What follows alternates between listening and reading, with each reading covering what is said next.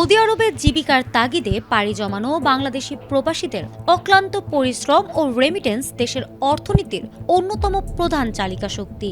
তবে কনকনে রোদ আর প্রতিকূল পরিবেশের সঙ্গে লড়াই করে ভাগ্য বদলের এই যুদ্ধের মাঝেও কিছু প্রবাসী নানা ধরনের অপরাধমূলক কর্মকাণ্ডে জড়িয়ে পড়ছেন।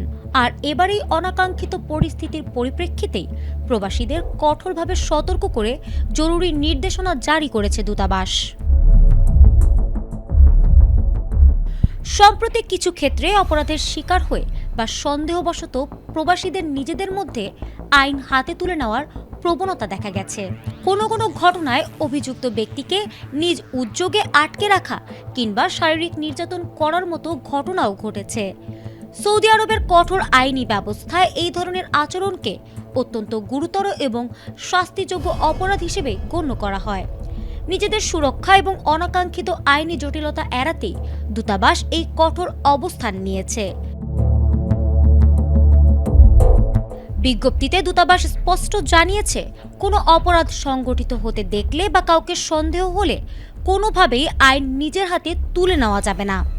যে কোনো পরিস্থিতিতে ধৈর্য ধারণ করে তাৎক্ষণিকভাবে সৌদি আরবের আইন শৃঙ্খলা রক্ষাকারী বাহিনীকে বিষয়টি অবহিত করতে হবে।